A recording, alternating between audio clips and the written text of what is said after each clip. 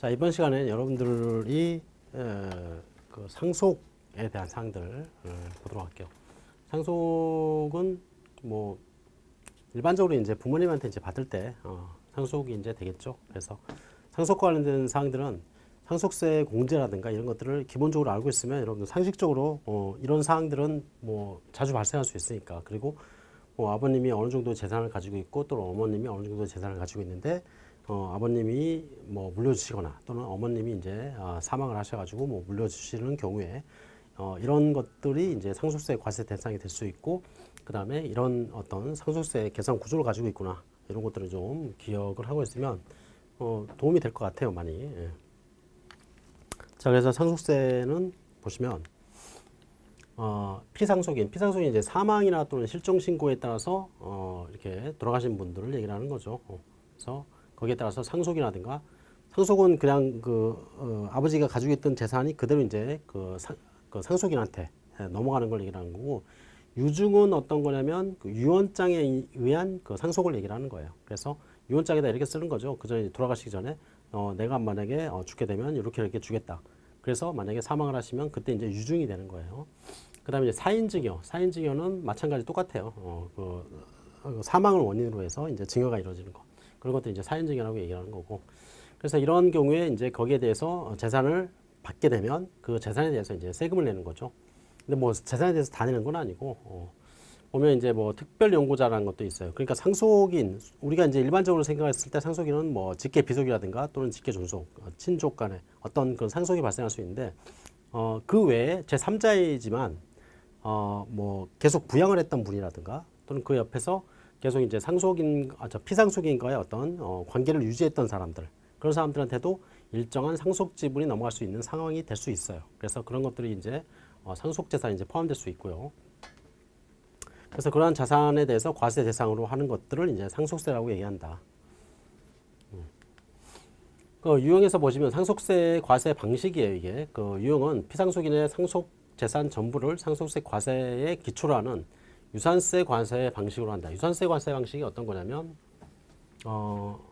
피상속인이 뭐 100억의 재산을 가지고 있다. 그리고 이제 그거를 이제 받는 사람이 있겠죠. 그래서 상속인들이 A, B, C 뭐 이렇게 이제 있다고 합시다. 그래서 뭐 A가 이제 20억, B가 30억, 그다음에 C가 뭐 50억, 뭐 이런 식으로 이제 상속을 받았다고 할게요. 자, 그랬을 때 거기에 대한 세율, 상속세도 누진과세 방식을 이용을 하고 있어요. 그래서 1억까지는 10%, 그다음에 5억까지는 20%, 그 다음에 10억까지 30%, 50억까지 40%, 50억 넘어가면 30억이구나. 30억까지. 그 다음에 50%. 그래서 50%까지 이제 상속세가 이제 과세가 되는데, 누진과세 방식이니까 일정한 금액을 넘어가게 되면 거기에 대해서 높은 세율이 적용되거든요. 근데 이런 식으로 됐을 때 여기에 대해서 각각에 대해서 과세를 하는 방식이 있고, 전체에 대해서 과세하는 방식이 있어요. 여기서 유산과세 방식은 이 전체에 대해서 과세한다 이렇게 보시면 돼요. 그러면 결국 100억에 대해서 전체 세율을 다 적용하고, 그 세율에 의해서 적용된 세액이 나오면 그 세액을 이렇게 나눠서 납부하는 방식이에요. 이게 이제 뭐냐면 유산세 과세 방식이다. 증여세는 이거하고 좀 달라요. 증여세는 각각 받은 부분에 대해서 세율을 적용을 해요. 세율은 똑같거든요. 그래서 이게 이제 상속세 과세 방식.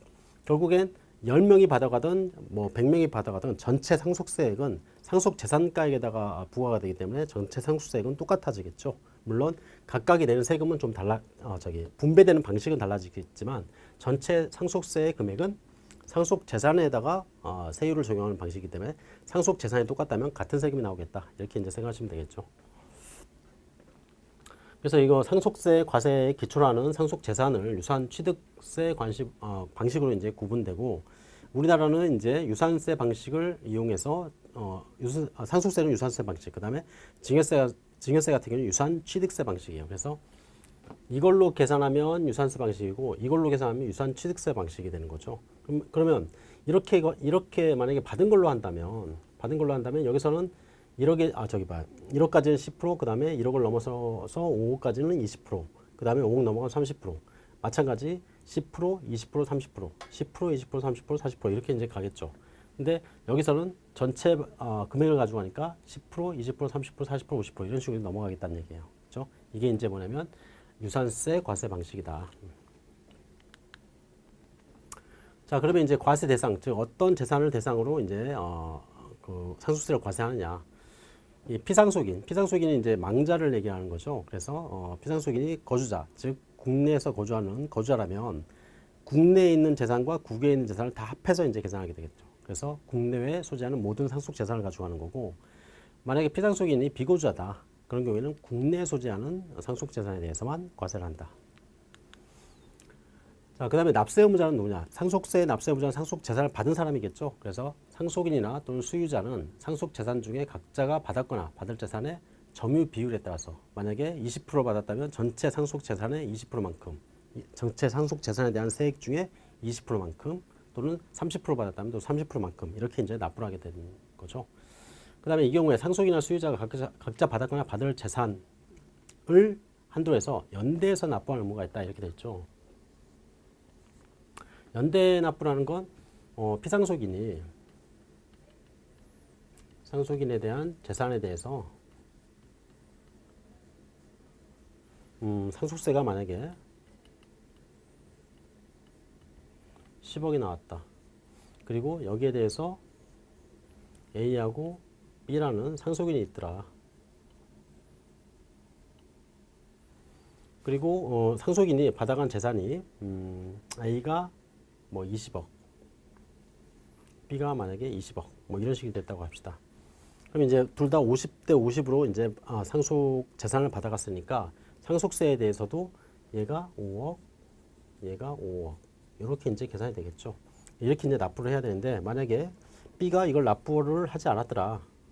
그러면 A가 거기에 대해서 5억의 납부 의무가 있다 이거예요. 이게 연대해서 납부한다 이런 얘기죠. 그래서 연대 의무가 있어요. 단 A가 받아간 재산을 한도로 하기 때문에 만약에 A가 뭐 7억을 받아갔다. 그러면 5억에다가 플러스 5억이 아니라 나머지 2억에 대해서만 추가적인 연대 납세 의무가 있는. 즉 받은 재산을 한도로 하기 때문에 그 이상을 내지는 않겠죠. 예. 그래서 이렇게 해서 연대할 납부 의무가 있어요. 자, 그다음에 이제 과세 관할은 어떤 거냐? 뭐 피상속인이 즉 피상속인 아버지가 서울에 살고 있고요. 그 다음에 그 재산을 받아간 상속인이 아들이 광주에 살고 있다. 자, 이랬을 때 어디다 신고하냐 이런 얘기죠. 그러면 여기서는 피상속인의 주소지 또는 거소지를 가지고 하니까 즉 여기에다가 신고를 한다는 얘기죠. 누가? 얘가. 그죠? 이렇게 해서 신고를 하면 된다. 꼭 저기다 하지 않아도 상속세 신고 자체가 뭐 무효가 되거나 그러진 않아요. 신고 안 한 것으로 보거나 그러진 않아요. 그렇지만 원래 원칙적인 신고지는 여기다 이렇게 보는 거죠. 근데 다만 예외적으로 상속 게시지가 외국에 있을 때 그때는 국내에 있는 재산의 소재지를 관할하는 국내에 뭔가 재산이 있겠죠. 거기에 이제 세무서에다 한다. 자, 방식을 이제 보면 총 상속재산가액이 있어요. 그럼 상속재산가액에는 부동산도 있고 그 다음에 금융재산도 있고 뭐 이렇게 되겠죠. 그래서 본래 상속재산에다가 의제 상속재산이라는 게 즉 상속재산을 볼 수 있는 것. 그래서 보험금, 뭐 신탁된 뭐 어떤 재산 뭐 이런 것들 그런 것들도 의제 상속재산에 이제 들어가요. 그 다음에 추정 상속재산가액 뭐 이런 것들. 그래서 우리가 이제 일반적으로 보험금 아버지가 만약에 보험회사에 보험을 들었다. 보험회사에 보험을 들었는데 사망보험을 들었어요. 사망보험을 들게 되면 사망한 다음에 누군가 받아가는 사람이 있겠죠. 수익자라고 얘기하죠. 수익자. 만약에 수익자가 아들이다. 그러면 아버지가 사망을 했을 때 보험회사에 이쪽으로 이제 지급이 되겠죠. 이런 것들도 상속재산에 이제 포함이 되겠죠. 뭐 이런 것들이 이제 상속재산가액에 포함되는 것들이에요. 그래서 아버지가 원래 원칙적으로 가지고 있던 재산뿐만 아니라 보험금, 그 다음에 뭐 퇴직금 이런 것도 들어갈 수 있어요. 아버지가 뭐 회사를 다니시는데 중간에 이제 사고를 당하셨다. 그래가지고 아버지의 퇴직금이 누군가한테 들어갔겠죠. 그 수유자가 이제 거기에 대한 상속재산을 받는 거예요. 그런 경우에도 마찬가지 상속재산 같이 포함이 되는 거죠. 그리고 거기서 이제 비과세로 규정해 놓는 재산들이 있어요. 뭐 공익법인에 대한 출연하는 거라든가 이런 것들은 이제 거기에 이제 포함시키지 않는 거고, 그 다음에 과세가액, 불산입액 이런 것도 마찬가지 개념이라고 보시면 되고, 그다음에 과세가액에서 공제되는 금액이 있는데 이건 뭐냐면 공과금, 뭐 세금 같은 거 내지 않은 금액이 있거나 또는 뭐 공과금 내지 않은 금액이 있다면 그런 것들을 빼야 되겠죠, 당연히. 그다음에 장례 비용이라든가 그다음에 채무, 아버지가 지고 있는 채무 같은 거 그런 것들도 마찬가지 제외를 하고 나머지가 되겠죠. 그다음에 증여재산가액이 있는데 이게 뭐냐? 우리가 이제 상속 과정에서 상속이 이루어지는 과정에서 그 전에 이미 증여했던 재산이 있다면 그것까지 같이 포함을 시켜요. 그래서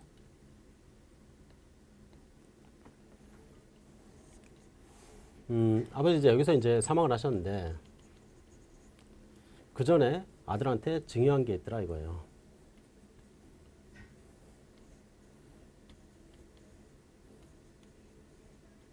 그러면 요 증여된 것까지 같이 포함을 해가지고 상속세를 계산을 해요. 그 다음에 이때 증여할 때 증여세 내거든요. 증여세.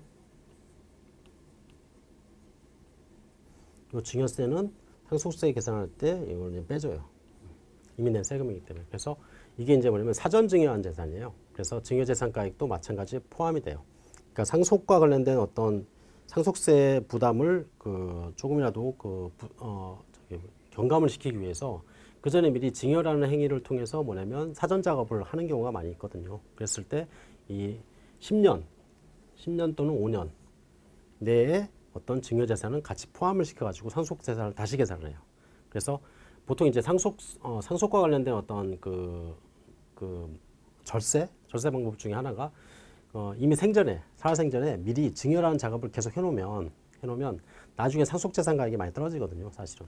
그래서 그런 식으로 이제 이용을 하는데 요즘에 이제 증여라는 방식을 많이 이용하지 않죠. 왜냐하면 자식들도 일단 이런 걸 받잖아요. 이 재산을 받으면 그 다음부터 마음이 변한다고 하더라고요. 그래서 요즘에는 이 상속과 관련된 그 내용을 이제 컨설팅을 하다 보면 이제 납세자들이 와가지고 재산이 이 정도 있는데 이걸 이제 뭐 증여를 미리 해놓는 게 좋겠다 이렇게 얘기를 하시는데 사실 저희 입장에서는 뭐 증여를 하든 상속하든 상관없는데 증여를 해놓지 말라고 얘기를 했어요.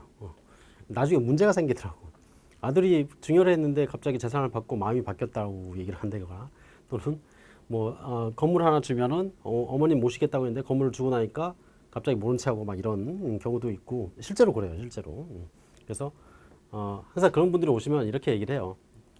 그냥 죽을 때까지 가지고 계시라고. 그래야지 효도한다 이렇게 얘기를 해요. 뭐 좀 야속하게 들릴지 모르겠지만 실제로 그런 경우를 많이 봤어요, 제가.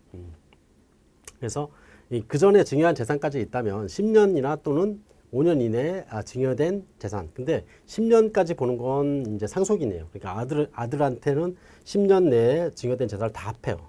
근데 아들이 아닌 그 외자한테는 5년까지 증여된 재산까지 다 합해요. 그래서 그 재산가액을 다 포함해서 상속세를 다시 계산해요. 그래서 이런 식으로 해서 상속세의 과세가액이 나오게 되면 그걸 가지고 이제 공제라는 걸 이제 해줘요. 그래서 공제를 해주고 감정평가 수수료 공제는 뭐냐면 이 상속재산이 기본적으로 부동산과 관련된 재산들이 많이 있거든요.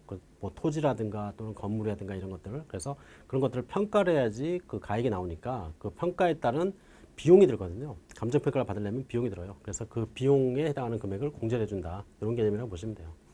그래서 그걸로 이제 공제를 하고 그 다음에 거기서 과세 표준이 나오면 그 세율을 적용해가지고 거기에 대한 그 상속세, 산출세를 계산한다. 세대 생략에 대한 상속이 있는데 이건 뭐냐면 뭐 아버님이 계시고 자식이 있고 손주가 있어요. 자, 근데 자식이 있는 상태에서 여기서 바로 상속을 한다거나 또는 증여를 했을 때는 거기에 대한 세대 생략에 대한 상속세 가산이 붙어요. 그래서 이런 것들은 이제 감안을 하셔야 돼요. 자, 그 다음에 이제 세액공제 같은 걸 하면 이제 신고 납부를 하게 되는데 신고 납부 기한은 상속 개시일이 속하는 달의 말일로부터 6개월 이내 이렇게 되어 있죠. 우리가 이제 소득세에서 이제 소득세 신고 기한을 볼 때 이런 거 본 적이 있었는데 만약에 뭐 5월 10일 날 돌아가셨다 아버님이 그러면 요게 이제 사망일이 되죠. 상속 개시일이 되는 거예요. 그러면 6월 1일부터 시작해서 6개월을 이제 보자 이거예요. 그래서 6월, 7월, 8월, 9월, 10월, 11월. 그래서 11월 말까지 상속세 신고를 해야 된다. 간혹가다 이런 걸 이제 놓치시고 하시는 분들도 계세요. 그래서 뭐 세무서에서 이제 연락이 오는데 그런 것들을 이제 신경 안 쓰고 있다가 뭐 지나가지고 이제 뭐 상속세 신고를 하거나 뭐 이런 경우도 있더라고요. 그래서 일단은 상속세는 6개월이라는 거 좀 기억을 해주세요. 상속세는 6개월 내에 신고해야 되고 증여세는 3개월 내에 신고를 해야 돼요. 증여세는. 자, 그러면 이제 상속세에서 이제 공제되는 애들이 어떤 거 있나 한번 볼까요? 보면 공과금이 일단 공제가 돼요. 그래서 상속계신 현재 피상속인, 돌아가신 분의 공과금이 아직 지급되지 않은 게 있다. 그러면 그걸 일단 빼주겠다는 얘기죠. 그리고 공공요금 내야 되니까. 그다음에 두 번째 장례 비용도 이제 공제가 돼요. 장례 비용은 500에서 1000만 원까지인데 만약에 장례 비용이 지출되지 않았다. 그래서 지출된 금액이 없다. 그러면 기본적으로 500만 원 돼요. 근데 지출된 금액이 1000만 원이 넘어서면 1000만 원까지 낸다 이런 얘기죠. 그래서 500에서 1000만 원까지인데 만약에 여기까지만 지출했다. 그러면 500 그대로 인정이 된다는 얘기예요. 근데 지출된 금액이 요만큼이더라.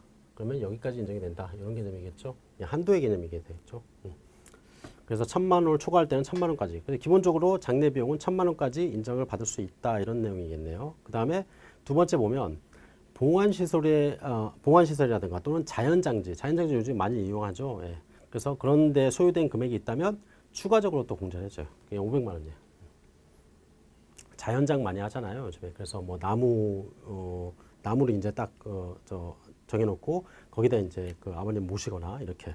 그래서 그런 경우 그런 것들을 이제 계속 장려를 하려고 그러는 거예요. 예. 왜냐면 그 묘지에다 이제 안치를 시키는 것도 장소가 필요하잖아요. 그러니까 자연장을 하게 되면 그 자연장은 사실 장소가 따로 필요 없는 거고, 그죠? 그래서 이런 것들을 자꾸 장려하기 위해서 이렇게 봉안시설 따로 이제 그 모셔놓는 곳 있죠. 이렇게 칸 짜가지고 그런 것들도 해놓으면 거기에 대해 추가적으로 500만 원 공제를 해줄게. 그런 거 많이 이용하라는 얘기예요. 자, 그 다음에 이제 채무. 아버지가 지고 있는 채무 당연히 갚아야 되겠죠. 그래서 거기에 대해서 상속 개시 당시 피상속인이 부담해야 될 그런 채무들, 그런 것들도 당연히 공제가 돼요. 근데 다음에 증여 채무는 채무를 공제하지 않는다 보면 상속 개시 10년 이내에 피상속인이 상속인에게, 즉 아버지가 아들한테 진 채무, 이거는 사실 입증하기가 좀 그래요. 그래서 이런 것들은 공제를 해서 않겠다 이런 얘기죠. 그래서 여기서 이제 채무가 공제되는 채무는 은행에서 채무를 지고 있거나 이런 것들 있죠. 거의 이제 서류라든가 이런 것들로 증명할 수 있는 그런 채무들은 공제가 되지만 입증하기 어려운 채무들은 사실 공제가 되지 않아요. 예. 자, 그러면 이제 공제는 어떤 것들을 이제 공제를 해주느냐? 아버지의 재산 중에서 기초 공제라는 게 있는데 거주자 또는 비거주자의 사망으로 해서 상속이 개시될 때 기본적으로 2억 원이에요. 그러니까 만약에 아버지가 뭐 돌아가셔가지고 상속이 됐다. 근데 상속된 재산이 집 한 채가 있더래. 근데 그 집이 뭐냐면 2억 원짜리라. 그러면 상속세가 안 나온다고 보시면 되겠죠. 물론 그거 이상으로 상속을 받아도 상속세가 안 나와요, 사실은. 근데 기본적으로 2억을 공제를 받아요. 자, 그 다음에 이제 배우자 공제가 있는데, 자, 아버지하고 어머니가 있는데 아버지가 돌아가셨다. 그래서 아버지의 재산이 배우자로 넘어갈 때 이때는 공제 금액이 굉장히 커요. 그래서 보면 배우자 공제액은 다음의 금액을 한도로 하는데 실제로 상속받은 금액이 없거나 없거나 또는 그 금액이 5억 원에 미달할 때는 5억 원까지 공제를 해줘요. 그러니까 배우자 공제는 기본적으로 5억이 된다 이렇게 보시면 되겠죠. 그러니까 배우자한테는 공제 금액이 굉장히 커요. 어쨌든 재산 형성을 아버지와 그 다음에 어머니 또는 어머니와 아버지가 같이 했을 테니까. 그래서 그 한쪽에 배우자로 가는 경우에는 거기에 대해서 어떤 그 같은 재산 형성에 기여를 한 부분이 있기 때문에 그 부분에 대해서 공제를 좀 많이 해줘요. 그래서 5억 원까지 공제가 된다는 거. 자, 근데 배우자 공제액이 굉장히 복잡하게 돼 있어요, 사실은. 여기서 이제 보면 이 중에 이제 작은 금액인데 30억 원이 여기 있잖아요. 그럼 결국은 배우자한테 그 공제 금액을 다 몰아줬을 때 30억 원도 공제가 될 수 있다 이런 얘기죠. 굉장히 큰 금액이 이제 공제가 되는 거예요. 그 중에 이제 작은 금액이 되니까. 그래서 실제로 상속받은 재산가액이라든가 그 다음에 법정 상속분은 배우자가 1.5고요. 그 다음에 자녀가 1이에요, 1. 그래서 예를 들어 가지고 뭐 10억의 상속 재산이 있다. 근데 배우자가 있고요. 아직 생존하고 있고 그 다음에 자녀가 있다. 이렇게 하면 1.5, 자녀가 또 있다. 두 명의 자녀가 있고 배우자가 있다. 그러면 이 10억에 대해서 여기는 1.5, 여기는 1 이렇게 이제 나눠 갖게 돼 있다. 이게 이제 법정 상속 지분이에요. 이게 지분. 그래서 이 금액을 이제 한도로 해서 공제를 받을 수 있기 때문에 사실은 배우자가 있는 상태에서 배우자가 없으면 배우자 공제는 안 되겠죠. 근데 배우자가 있는 상태에서 이렇게 이제 배우자 공제까지 하게 되면 상속 공제 금액이 굉장히 커지게 돼요. 사실은. 그 다음에 이제 자녀 공제가 있어요. 자녀가 있을 때 공제를 해주는데 한 명당 5천만 원이에요. 공제 금액이. 그 다음에 연로자 공제도 있어요. 그래서 상속인 및 동거가족 중에 65세 이상의 자가 있다면 한 명당 5천만 원씩 공제를 해주겠다. 그 다음에 미성년자 공제가 있어요. 즉 자녀 중에서 걔가 이제 미성년자더라. 자 그랬을 때는 거기에 대해서 19세에 달할 때까지 한 해에 1,000만 원씩 이런 식으로 이제 공제를 해줘요. 그러니까 그 부양비가 되겠죠 일종의. 그 다음에 장애인도 이제 공제가 돼요. 장애인은 평생을 장애인으로 이제 살아야 되니까 여기서는 뭐냐면 기대 여명 요수라는 걸 적용을 해줘요. 이런 것들은 이제 기대 여명 요수는 어떤 거냐? 뭐 우리가 이제 보험이라든가 이런 거 들 때 거기서 이제 이 사람이 얼마까지 살까 뭐 이런 것들을 이제 측정을 하거든요. 뭐 이런 것들을 가지고 판단하는 거예요, 사실은.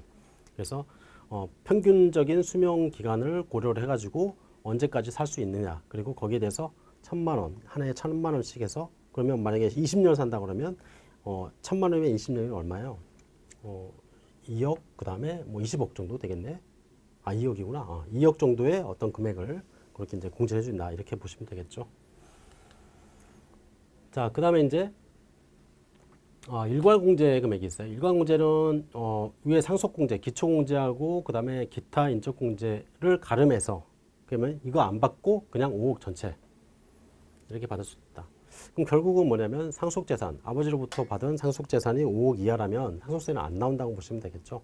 그리고 만약에 뭐 배우자가 있는 상태다. 즉 아버지가 돌아가시고 어머니가 계시고 또는 어머니가 돌아가시고 아버지가 계신다. 그랬을 때는 배우자 공제까지 적용하게 되면 공제 금액이 굉장히 커요.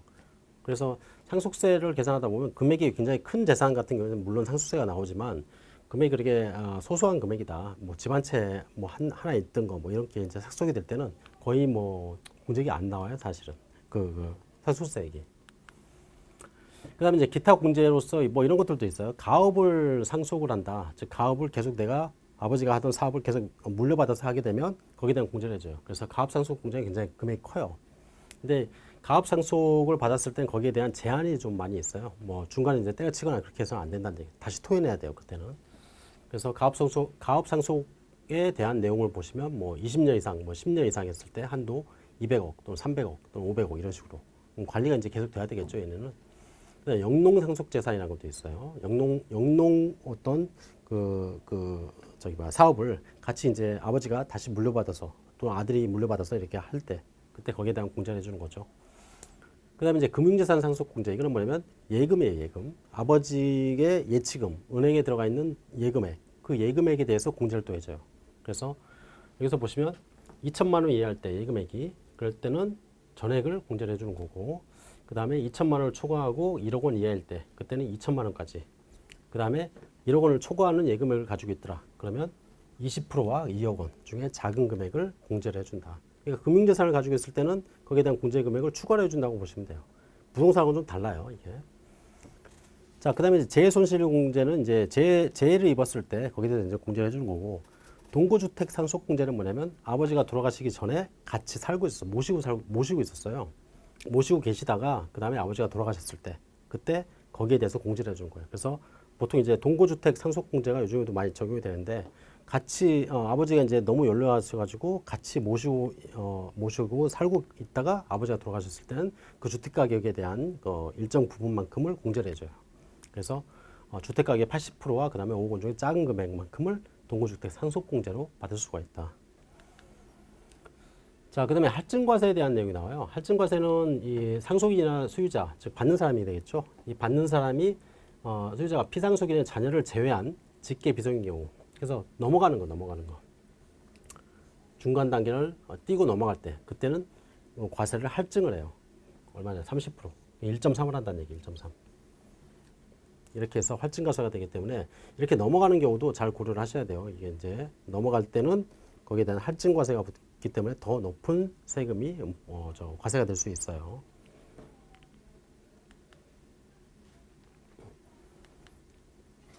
자, 이런 것들이 이제 상속세에 대한 내용인데 여기서 이제 보시면 이 공제와 관련된 사항들이 있죠. 이 공제와 관련된 사항들은 여러분들이 상속세에 대한 내용들을 가지고 판단을 할 때 상속세에서 기본적인 공제들, 이런 뭐 자녀 공제라든가 연로자 공제라든가 장애인 공제 이런 것들은 받을 수 있으면 되도록 많이 받으면 엔간해서는, 그러니까 상속재산이 기본적으로 한 10억에서 20억 그 사이에서는 사실 그 상속세가 안 나오는 경우가 많이 있어요. 그러니까 그 정도 재산을 가지고 있으면 좋겠죠, 당연히. 그 상속세가 나온다 그러면 고민할 게 없어요. 그만큼 아버지가 가진 게 많으니까, 그렇죠? 근데 어떤 경우에는 보면 이 상속세 계산을 할 때 보면 참 이런 여러 가지 사항들이 많이 나오는데, 추가적으로 이제 뭐 생각을 좀 해볼게. 이게 이제 여담인데, 그 아버지한테 그 전에 만약에 그 아버지가 이제 돌아가시고 자녀가 이제 3명이 있는데 그 중에 이제 한 명이 매일 사고를 친단 말이야. 그래서 이 자녀한테 아버지가 그동안 돈을 준 게 많이 있어요. 그래서 아버지가 이제 돌아갈 때 뭐냐, 요놈한테는 주고 싶지 않아. 그래서 나머지 자녀한테 이제 유언으로 이제 그 재산을 주겠다 이렇게 해서 유증을 한 거예요, 유증을. 자, 그러면 요 첫 번째 자식은 아버지가 돌아가실 때 상속 재산을 못 받느냐? 받아갈 수는 있어요, 이 사람이. 근데 본인의 법정 지분의 50%까지는 받아갈 수가 있어요. 법에다가 이제 호소를 하면. 근데 그 50%에 해당하는 금액이 그 전에 받아간, 아버지로부터 받아간 재산이 있다면 그 50%에 해당하는 금액 중에서 그 금액을 다 빼버려요, 사실은. 그래서 이 상속을 하다 보면 여러 가지 문제들이 많이 생겨요. 보면 그 재산이 많으면 그만큼 뭐 잡음도 많이 일어나더라고요. 어떨 때는 없는 자식이 막 튀어나오기도 해요. 뭐 전에 신고를 하려고 왔는데 그분이 큰아들이었는데 상속세 신고를 하려고 해서 자식들이 이제 4명 있었는데 또 상속세 계산을 다 했어요. 근데 느닷없이 이 양반이 딱 오더니 자식이 한 명 더 있다는 거예요. 무슨 얘기냐 그랬더니 아버지가 이제 딴 데서 애를 낳은 거야. 그렇죠? 그 자식이 실제로 보니까 유전자 검사를 해보니까 진짜 자식인 거야. 근데 거기서 더 놀라운 건 그 큰아들보다 형이었다는 거예요. 그래가지고 나중에 이제 그것 때문에 다 말도 많았고 그랬는데, 어쨌든 간에 그런 경우에는 뭐냐면 첫 번째로 상속 재산에 대한 분배는 상속인들 간의 협의가 우선이에요. 그러니까 네가 얼마 가지고 와, 얼마 가지고 와 이렇게 하면 협의 자체가 그냥 인정이 되고, 만약에 협의가 안 될 때는 법정 지분대로 가요, 법정 지분. 그래서 자녀들은 똑같이 일에 어떤 배율을 가지고 있고, 배우자는 거기에 0.5가 이제 플러스가 된다 이렇게 생각하시면 돼요. 그래서 법정 지분은 배우자 같은 경우에 1.5가 되는 거고, 그 다음에 자녀들은 그냥 1이 되는 거예요, 1이. 그래서 4명이라면, 자녀가 4명이라면 1, 1, 1, 1, 그 다음에 배우자가 있다면 1.5 이런 식으로 해서 상속재산이 법정 배율대로 분배가 된다. 이런 것들이 있고, 그 다음에 이제 일단은 뭐 상속인 간의 어떤 협의가 안 될 때는 그 협의를 또 연장을 할 수가 있어요. 그래서 그런 식으로 해서 상속재산이 이제 신고가 된다. 자, 이런 식으로 해서 간단하게 상속재산에 대한 내용들을 마치도록 하고, 뭐 이 다음 시간에 이제 증여에 대한 내용들도 우리가 이제 한번 보도록 할게요. 자, 고생하셨습니다.